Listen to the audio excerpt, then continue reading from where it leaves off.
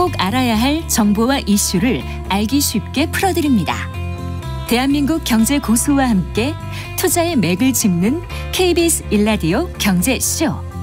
진행의 성기영 아나운서입니다.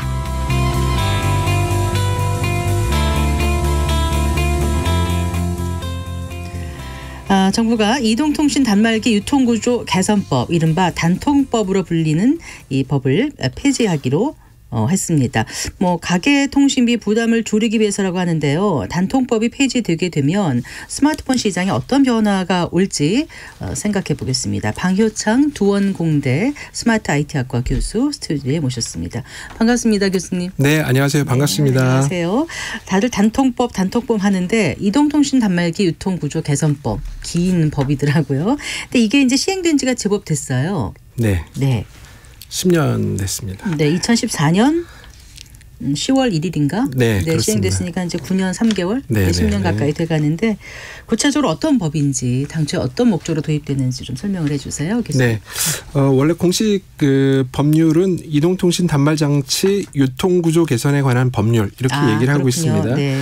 근데 이제 핵심적인 사항 이제 두 가지가 있는데요. 하나는 이제 단말기 지원금을 공시를 해야 된다라고 하는 의무 사항을 담아놓은 게 하나가 있고요. 네. 그래서 이제 통신사는 일주일간의 공시한 금액을 유지를 해야만이 됩니다. 네. 그래서 이제 같은 조건일 경우에는 어떤 사업장이든지 이제 똑같은 금액으로 이제 판매를 해야 된다라고 하는 게 하나가 있고요. 네. 두 번째는 이제 당시에 15개월 미만의 그 어떤 최신 단말기에는 지원금을 30만 원까지만 하도록 이제 상한선을 뒀어요. 네. 그다음에 추가 지원금을 15% 이내에서 하도록 했으니까 네. 이론상으로는 이제 34만 5천 원까지를 이제 지원을 하도록 이렇게 이제 만들어 놓은 거죠. 물론 네. 실제로는 그렇게 하지는 않았습니다. 당시에 이제 굉장히 이제 그 유통 구조가 굉장히 이제 혼란이 많았었는데요. 네, 이제 네. 그런 것들을 개선하기 위한 하나의 적절한 조치였다. 이렇게 이제 말씀드릴 수 있겠습니다. 그 당시 이 법이 도입된 배경을 조금 더 들여다볼까요? 네, 이제 대리점 환경뿐만이 아니고요. 이제 전체 이동통신 환경을 좀 살펴봐야 되는데요. 네. 원래 이제 LTE 서비스가 원래는 2009년도부터 시작이 됐는데 실제로는 이제 2011년부터 본격적으로 서비스가 된 거예요. 네, 네. 그러면 이제 2011년 그러니까 12년, 13년 거쳐면서 이제 가입자를 이제 굉장히 많이 이제 끌어 모아야 되는 상황이 된 거죠. 네네. 이제 그러다 보니까 나름대로 이제 통신사의 입장에서 보게 되면 이제 기술적인 안정은 어느 정도 좀 이루어졌고 네. 그러면 여기에 이제 돈은 이제 그 구축하는데 비용은 그다지 많이 들 것 같지는 않으니까 그러면 네. 이제 이 잉여금을 가지고 우리는 그러면 가입자를 많이 유치해 보자. 이제 이런 식으로 해서 이제 단말기 보조금을 이제 많이 풀게 되는 겁니다. 네. 그래서 이제 그 서로 이제 치고받고 하면서 이제 많은 가입자를 이제 소위 말하는 가입자 전쟁이 이제 벌어지게 된 과정이다라고 이제 말씀을 드릴 수가 있겠고요. 네. 그다음에 이제 또 하나는 뭐냐면 그 단말기 제조사도 지금과 같은 이제 삼성 그 애플 이렇게 두 가지 회사만 있는 게 아니고요. 네. 당시에는 이제 펜텍도 있었고 그다음에 LG도 있었고 예. 네. 그렇기 때문에 이제 단말기 회사들도 경쟁이 있었어요. 그래서 이제 단말기 회사들도 보조금을 주고 뭐 이렇게 네. 하다 보니까 전체적으로 이제 여유가 많아졌던 거죠. 그래서 어떤 데는 보조금 많이 주면은 공짜로 살 수도 있었. 그렇죠. 이제 네. 일명 이제 우리가 흔히들 얘기하는 성지라고 하는 곳에 가면 네. 공짜가 되고 네. 지방 어디에 가면은 80만 원짜리 80만 원에 고스란히 다 내는 사람들도 있고요. 그리고 명절 때 모여서 봤는데 너는 80만 원 안 내고 샀어? 나는 다 주고 샀는데 이렇게 되는 거죠. 그렇죠. 네. 이제 우리가 흔히들 이제 일명 이제 호갱이라고 얘기하는 네. 호구 고객이라고 하는 용어가 네. 만들어진 게 이제 그때다라고 이제 말씀을 드릴 수가 있겠습니다. 네. 그러니까 그러면서 그렇게 정보로부터 소외되거나 격차가 있어서 이렇게 가격이 많이 심하게 벌어지는 그거를 막기 위해서 그러면 단통법이 처음에 도입이 된 건가요? 그렇죠. 이제 네. 근본적인 건 이제 정보의 차별화를 네. 이제 어떻게 하면 제도적으로 막아볼 수 있을까라고 하는 게 이제 취지를 이제 이 법을 갖다가 이제 도입한 취지다라고 이제 말씀을 드릴 수가 있는 겁니다. 네. 그런데 단통법이 시행된 게 14년이라고 그러셨잖아요. 네네. 2014년. 네. 그리고 그 선택 약정 생긴 건 그보다 약간 좀 뒤인가요? 네. 2017년쯤이었나요? 바로 생긴 게 아니고요. 2017년에 생겼어요. 예. 이제 왜냐하면 단통법이 생기고 나니까 통신사가 단통법이 생겼네. 그러니까 이제 단말기 보조금을 굳이 안 줘도 되겠네. 네. 이렇게 해가지고 갑자기 이제 탁 낮춰놓은 거예요. 네. 그러니까 이제 소비자들의 입장에서 보면 불만이 생겼잖아요. 아유, 언제는 공짜 내지는 20만 원, 30만 원이면 내가 살 수 있었는데 네. 갑자기 이제 뭐 무슨 80만 원, 100만 원을 다 주고 사야 된다니까. 무슨 법이 이래 이렇게 생각이 그렇죠. 든 거죠. 네. 그러니까 이제 정부에서 이걸 좀 구멍을 좀 열어놔야 되겠다라고 생각을 해서 만들어 놓은 제도가 이제 네. 2017년도에 이제 선택 약정 할인이라고 하는 제도를 하나를 도입을 한 겁니다. 그거는 선택 약정하면 어느 정도 이득이 된 거였죠, 소비자들한테요? 그러니까 요금에 따라서 다 다른데요. 네. 이제 기본적으로 내가 얼마의 요금이냐에 따라서 거기서 이제 그 당시에는 20%까지 네. 할인을 할 수 있도록 돼 있고요. 약정 요금의 20%. 네네네. 네. 그다음에 이제 추가적으로 나중에 이제 조금 더 바뀌었는데 5%를 더해서 이제 현재는 25%까지를 할인을 받을 수 있도록 되어 지금 있습니다. 이 선택 약정 가입한 가입자가 훨씬 많겠죠? 네. 작년 기준으로 보게 되면 원래 그 5G 가입자가 총 3,200만 명 정도 됩니다. 네. 이제 그중에 약 한 2,600만 명 정도가 선택 약정 할인 제도를 이용하고 있으니까 굉장히 네. 많다라고 볼 수가 있습니다. 예, 그러니까 애초에 도입 취지는 충분히 이해했고 그 당시 환경도 네네네. 이해를 했어요. 그래서 그리고 나서 약간 불만이 있어서 선택 약정까지 도입을 했는데, 근데 왜 이제 완전히 이걸 폐지하겠다는 거죠? 그러면 이제 우리가 이제 가계통신비라고 하는 전체 입장에서 봐야 돼요. 가계통신비는 기본적으로 이제 이동통신 요금하고 네. 그다음에 단말기 구입비, 그다음에 인터넷 이용료, 흔히들 얘기하는 이제 유선 집에서 사용하는 이제 인터넷 이용료, 이렇게 세 가지로 구분을 합니다. 근데 이제 이동통신 요금 같은 경우에는 우리가 처음 5G가 출시된 이후에 두 차례에 해당되는 중간 요금제를 출시를 했거든요. 네. 이제 변경을 시켰거든요. 그러니까 정부의 입장에서는 이건 요금은 이제 어느 정도 조금 이제 그 정책적으로 좀 마련이 된 거 아니냐 이렇게 네. 생각을 하니까 포션이 좀 큰 이번에는 이제 그 단말기에 관련돼 있는 어떤 구입비를 네. 조금 건드려 보자라고 네. 하는 게 이제 기본적인 입장인 겁니다. 그래서 이제 단말기를 이제 살펴보니까 우리가 작년 9월에 이제 국회에서 토론회가 있었어요. 네. 거기서 보니까는 자료를 보니까 2011년에 월 평균 18,000원 정도가 사용을 합니다. 가구당. 네. 그런데 2022년에는 48,000원으로 늘었어요. 그러니까 굉장히 많이 늘어난 셈이죠. 네. 그러니까는 아무래도 이제 이 단말기에 대한 것들을 우리가 좀 뭔가 건드려 보는 것이 좋겠다라고 이제 정부가 생각을 했고, 이 단말기가 직접적으로 영향을 받는 것이 바로 이제 단통법에 해당이 된다라고 하니까 이 부분을 좀 폐지하는 게 어떻겠느냐. 가계통신비 증가 원인이 단말기 가격이고, 그러려면 네. 단통법 폐지를 해서 네. 단말기 구입 가격을 좀 낮춰보겠다라는 네네네. 게 정부의 생각이라는 거죠. 네네. 출발은 그렇습니다. 단통법 시행되면서 그럼 소비자들은 좀 좋아진 건지 나빠진 건지 조금 약간 헷갈리기도 하고, 그렇죠, 교수님? 전체적으로 보게 되면 통신사는 좋아진 것 같고, 통신사는 뭐요? 굉장히 많이 좋아졌습니다. 왜냐하면 우리가 이제 영업이득을 좀 살펴볼 필요가 있는데요. 네. 맨 처음에 이제 단통법이 시행하는 해인 2014년을 보게 되면 영업이득이 통신 3사를 합쳐서 1조 한 6천억 정도였습니다. 네, 네. 그런데 이제 2021년을 가니까 이제 4조 원이 넘어갔고요. 네. 2022년엔 4조 3천억, 그다음에 작년 같은 경우에는 이제 4조 5천억 정도에 통신 해당되는 3사 합해서 말씀하시는 네네네. 거죠? 3사 전체를 네. 하는 겁니다. 어쨌든 이제 그렇게 이제 영업이득은 계속 늘어났는데 보니까는 단말에 해당되는 보조금은 그렇게 늘어난 것 같진 않더라라고 하는 게 이제 소비자들의 생각이니까 이거 차라리 빨리 폐지해가지고 좀 보조금을 많이 받는 게 좋은 거 아니야? 이제 이런 생각을 하게 된 겁니다. 그러니까 단통법이 시행되면 이동통신사들의 마케팅 비용이 오히려 줄어들 것 같고, 이게 결국 소비자들한테는 요금을 좀 내려서 소비자 후생이 높아질 거라고 생각했는데 사실은 그렇지 않고 이동통신사들의 배만 불려줬다 이런 결과가 나온 건가요? 네, 그렇습니다. 이게 이제 안타까운 일인데요. 원래는 이제 소비자들이 혜택이 많아야 되는 거잖아요. 그러면 이제 자기네들이 잉여금이 많이 생기면 그러면 요금을 낮춰주든지 아니면 데이터를 좀 많이 늘려주든지 뭐 이렇게 해야 된다라고 생각을 합니다. 일반적으로 소비자들은. 근데 이제 그런 것들은 전혀 없는 거죠. 그런 상태에서 보니까 매년 해마다 영업이득은 이제 굉장히 많이 생긴다라고 생각을 하니까 그러면 이거 그냥 그 경쟁을 시켜가지고 차라리 보조금을 더 받는 게 맞는 거 아니야? 이제 이렇게 이제 생각을 하게 된 겁니다. 네. 정부가 그럼 추진 중인 단통법 폐지의 핵심은 아까 뭐예요? 그 추가 지원금 상한 폐지인가요? 어떻습니까, 교수님?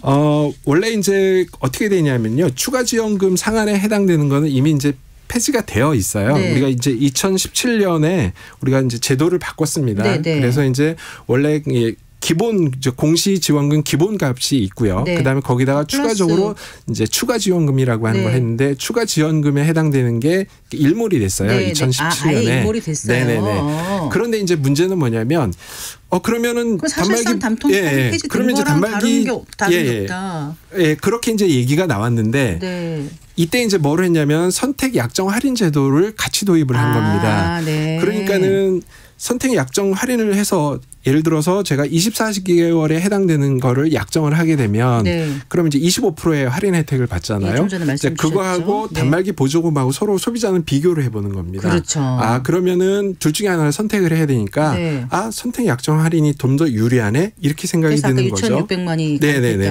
네. 그러니까 이제 선택 약정 할인 제도에 해당되는 거를 대부분 다 가입을 하니까 단말기 보조금에 해당되는 거를 굳이 이제 신경 쓸 필요가 없는 거죠. 통신사 입장에서는 네. 신경 쓸 필요가 없고 그다음에 또 이제 더 늘어날 필요도 없고 이제 이쪽을 좀 지원하는 사람도 없고 이제 네. 이렇게 되는 거니까 이제 이제 약정 할인 제도가 이제 자리를 잡았다라고 이제 이렇게 볼 수가 있습니다. 그러면 단통법이 폐지되면 어떻게 달라질 거라고 예상하세요, 교수님? 네, 일단은 이제 단통법이 폐지가 되면은 제가 이제 그 단말기 지원금이 늘어날 거라고 저는 좀 판단을 하고 있는데요. 어떤 근거에서 그렇게 생각하세요? 이제 첫 번째는 이제 그게 뭐냐면 알뜰폰 가입자에 해당되는 겁니다. 네. 우리가 이제 알뜰폰 가입자를 우리가 좀 이 가입 추세를 좀 보게 되면요. 2002년도 그러니까 재작년서부터 이제 가입자가 굉장히 늘기 시작해서 작년에 굉장히 많이 늘었거든요. 네, 네.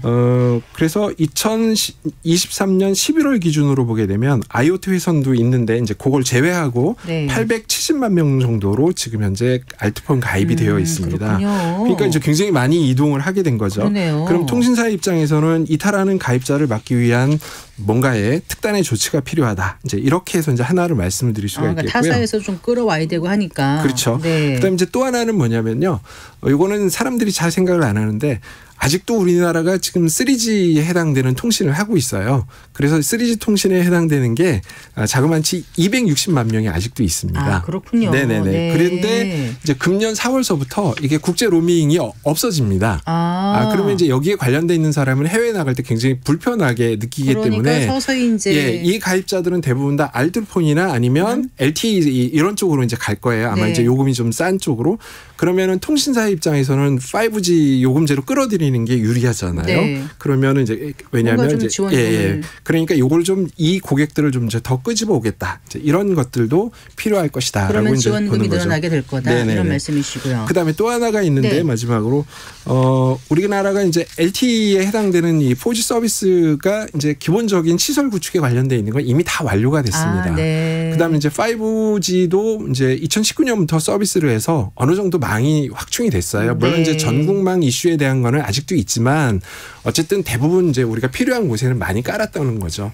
그러면 이제 투자할 수 있는 투자금에 대한 여력이 많이 생겼다는 겁니다. 네, 네. 그러면 이제 자기네들이 조금 더 이득을 챙길 수 있는 그런 구조로 만들어낼 수 있기 때문에 네. 충분히 이제 자금적인 여유가 있다라고 이제 보기 때문에 네. 저는 이제 가능성이 많다라고 이제 단통법이 이렇게 보는 폐지되면 겁니다. 단말기 지원금이 늘어날 것이다 이렇게 보신다는 말씀이시잖아요. 네네네. 자, 그러면 구체적으로 예를 들어서 폐지가 되면 갤럭시 시리즈 같은 경우 얼마나 더 싸게 살 수 있게 될까요? 굉장히 어려운 얘기입니다. 지금 현재 시장에 나왔는 어저께부터 사실은 이제 출시가 됐잖아요. 예를 들어서 봤어요, 전 실물. 네. S24 같은 경우에는 그런데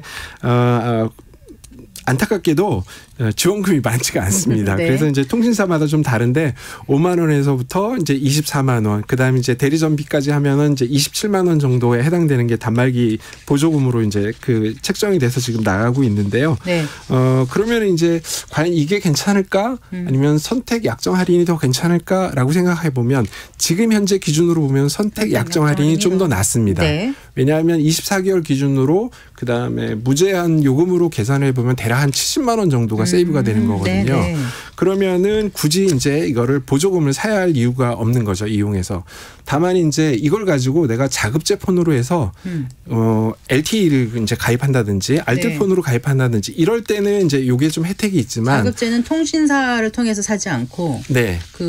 기계만 사는 기계만 겁니다. 사는 거죠. 네네. 네. 별도로 사가지고 따로 개인이 이제 어떤 요금을 갖다 별도로 이제 가입을 하는 셈이기 네. 때문에 실제로는 그렇게 많지 않을 거다라고 지금 예상을 하고 있는 겁니다. 네. 그래서 이제 그러다 보니까 사람들의 관심은 이제 폐지가 되면 얼마만큼 쌀 거야라고 하는데 네. 만약에 이제 시장이 이제 지금 현재 해당되는 선택 약정 할인보다 만약에 할인이 된다라고 하면 또는 지원을 받는다라고 하면 그 금액보다는 넘어야지 움직일 수 있다. 그렇죠. 이제 이렇게 보는 생기는 거죠. 거죠. 그러면 대체적으로 보게 되면 향후에는 한 7, 80만 원대 정도로 아마 이제 지원금이 형성이 되지 않을까. 물론 지금은 아닙니다만 네. 이렇게 이제 예상을 해봅니다. 근데 애초에 단통법이 생겨날 때 그러니까 정보 격차라 그러셨나요? 네네네. 네. 그런 문제가 있어서 시작된 부분이 있지 않습니까? 네네, 근데 이제 이게 맞습니다. 폐지가 되면 그 정보 격차 문제는 어떻게 해소가 될지 이런 문제도 있고 또 이제 소형 통신사들의 피해가 가지 않을지 이런 부분도 좀 우려가 되는데 그 부분도 좀 짚어주시겠어요, 네네. 교수님? 제일 중요한 게 이제 바로 말씀하신 그 부분입니다. 우리가 이제 단통법을 폐지를 하게 되면 예전에 우리가 정보의 불균형을 제도적으로 잘 막겠다라고 했던 부분인데 이걸 그러면 어떻게 다시 이제 이거 풀어놓으면 다시 재현이 될 텐데 이걸 어떻게 막을 거냐라고 하는 겁니다. 이 부분에 해당되는 게 네. 정부가 가지고 있는지 현재 이제 가장 큰 고민이고요. 어저께 사실은 제가 이제 회의에 좀 갔다 왔어요. 방통위 회의에 그러셨군요. 갔다 와서 네. 이제 소비자들의 의견을 좀 듣는 시간이 있었는데 네. 여기에서도 제가 이제 하고 다른 단체에서도 똑같이 말씀을 하신 게 이제 다 이 똑같은 얘기입니다. 네. 어디에서는 그렇게 이제 싸게 많이 파는데 또 어디에서는 또 이제 비싸게 팔면 이러면은 어떻게 하느냐. 또 이제 연세가 있으신 분들 아니면 지방에 있는 사람들은 어떻게 할 거냐. 그래서 이제 이런 정보의 불균형을 어떻게 제도적으로 막을 거냐라고 하는 게 이 폐지에 있어서의 가장 관건이다라고 이제 말씀을 드릴 수가 있는 거고요.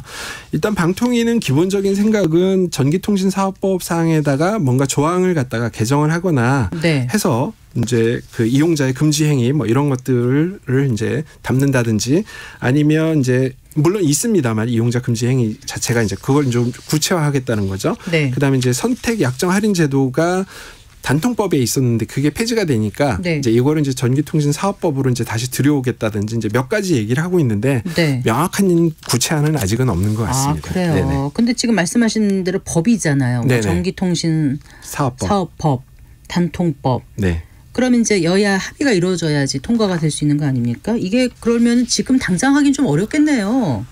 말씀드렸듯이 이게 이제 그 하느냐 못하느냐는 아까 말씀드렸던 그런 어떤 그 정보 차별화에 관련돼 있는 어떤 부작용을 제도적으로 잘 만들 수 있느냐 없느냐라고 하는 거거든요. 아직 내놓은 건 없는 거죠. 네네. 구체적으로. 소비자 네. 입장에서는 대부분 다 이제 폐지를 했으면 좋겠다라고 하는 건데 사실은 부작용이 뻔히 예상이 되는데 폐지할 수는 없는 거잖아요. 그냥 놔둔 채로. 예. 네. 그렇기 때문에 그거에 대한 대안을 충분하게 제시할 경우에는 폐지가 쉽겠지만 그렇지 않을 경우에는 저는 쉽지는 않을 것이다라고 이제 이렇게 보는 겁니다. 네.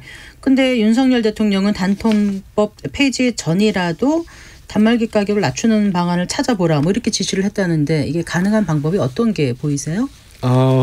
이게 이제 어제도 아마 이제 제가 알기로는 이제 방통위 관계자가 이제 그 통신사하고 그다음에 이제 단말기 제조사를 만난 걸로 알고 있습니다. 네, 네.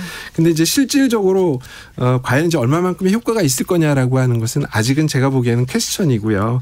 그다음에 이제 이런 제도는 시장에다가 약간 맡기는 것이 맞지 이렇게 이제 뭔가 정부가 압력을 넣는 모양새는 저는 바람직해 보이지 않는다 이런 생각이 들고요. 또 왜냐하면 앞서서 말씀드렸듯이 선택 약정 할인 제도에 해당되는 혜택이 지금 더 크거든요. 네. 안 그러면은 그거보다 훨씬 더 많은 지원금을 줘야 되는데 그렇게 무리를 해가지고 지원금을 주기에는 아마도 제조사도 그렇고 아마 굉장히 어려움을 표할 것이다 이렇게 예상이 됩니다. 그러면 많은 사람들은 폐지가 좋다고 하지만 교수님 의견은 폐지를 안 하고 놔두는 것도 괜찮다는 말씀이신 거예요? 아니요, 그렇지 그건 않죠. 아닌가요? 아까 제가 말씀드렸듯이 원래 이 정보 차별에 해당되는 것들 이런 것들을 해소할 수 있는 방안을 그대로 뭔가 제도에다가 담아낸다라고 하면 네. 이거는 나름대로 네. 통신사를 경쟁을 시키는 게 맞다라고 보는 겁니다. 네. 아예 이제 그 부분에 해당되는 거를 어떻게 정부가 안을 마련할 것이냐라고 하는 게 이제 관건이다라고 저는 네. 보는 거죠. 우리나라 가계통신비가 어느 정도 수준인 거죠? 일단 이제 통계청 자료를 좀 보겠습니다. 가계통신비는 이제 2021년에는 월 평균 12만 8천 원이었어요. 근데 이제 작년 같은 경우에는 이제 13만 6,111원이었습니다. 그렇기 네. 때문에 이제 조금씩 이제 올라가고 있는데 문제는 이제 그 올라간 요인이 인상 요인이 실제로는 이제 단말기 구입비가 굉장히 많이 차지하더라. 네. 이렇게 이제 보고 있는 겁니다. 그런데 또 가계 통신비를 더 낮추기도 쉽지 않다는 게 그 안에 뭐 인건비, 뭐 장비비, 재료비 안 오르는 게 없다. 뭐 이렇게 하고 또 인터넷 사용 시간도 길고 여러 그런 측면이 있어서 단말기 가격 외에도 오를 요인은 충분히 있다라고 하고 하는데 그 부분은 어떻게 보세요, 교수님? 네. 그래서 이제 이 부분이 이제 뭐가 문제가 되냐면 요즘은 이제 그 인터넷 내지는 이제 스마트폰을 사용을 하면서 우리가 흔히들 얘기하는 이제 OTT 구독료라고 하는 거를 네. 얘기하는데 이게 가계통신비하고는 또 별개입니다. 그런가요? 이게 포함이 안 돼 있어요. 안 돼 있어요. 네네네. 그런데 이제 이 비용이 급격하게 증가를 하고 있는 겁니다. 그렇겠죠. 그러면 이제 이 비용이 증가를 하니까 소비자들은 사실은 가계통신비 이러면은 다 OTT 비용까지 포함해서 생각을 하거든요. 네. 그러니까 이제 전체적인 가계통신비 자체에 해당되는 증가는 네. 막기가 어렵습니다. 그래서 획기적으로 낮춘다든지 하는 건 현실적으로 좀 어려운 거고요. 네. 하지만 이제 합리적인 소비라든지 뭐 이런 것들을 하게 되면 그나마도 이제 어떤 지금 현재 있는 구조를 크게 이제 해치지 네. 않으면서도 가격을 유지할 수 있지 않을까 이런 생각도 마무리 해봅니다. 질문 드릴게요. 단통법 폐지가 이렇게 아주 급격히 쉽게 이루어지진 않을 것 같다는 말씀 주셨잖아요. 네네. 그렇다면 당장 가계통신비 낮출 수 있는 뭐 제도적인 다른 장치 같은 건 어떤 게 가능할까요? 네, 이제 뭐냐면 가계통신비라고 하는 것에 아까 제가 말씀드렸듯이 이제 통신 요금도 있고요. 단말기 구입비가 있는데 네. 요거는 이제 기본적으로 통신사에서의 지원금을 전제로 하고 있는 거예요. 네. 근데 이제 단말기가 출고되는 이 출고 가격 자체가 지금 급격하게 많이 비싸졌어요. 네, 네. 이제 아까 제가 말씀을 못 드렸는데 애플의 아이폰 프로 같은 경우 15 프로 같은 경우에는 원래 출고가가 250만 원이 넘습니다. 네. 그리고 S24 같은 경우도 사실은 최고 사양일 경우에는 220만 원이 네. 넘습니다. 그러면 이제 굉장히 비싼 금액이거든요. 그러니까 이거를 좀 경쟁할 수 있는 제3의 업체들을 좀 발굴하는 것들도 1차적으로 필요하다. 이런 네. 생각이 좀 들고요. 그다음에 이제 합리적인 소비자를 위해서는 중고폰 거래 같은 것들을 좀 활성화시키는 방안들 이런 것들도 필요합니다. 아울러서 이제 하나 더 있다라고 하면 네. 통신사의 지원금하고 그다음에 제조사의 지원금하고 좀 이렇게 지원금을 분리해서 이제 나타내는 어떤 이런 노출시키는 것들도 저는 이제 요금을 낮추는 하나의 효과적인 방안이 되지 않을까 이런 생각도 좀 해봅니다. 네. 자세한 말씀 잘 들었습니다. 고맙습니다. 네, 감사합니다. 네, 박효창 두원공대 스마트 IT학과 교수와 얘기 나눠봤습니다.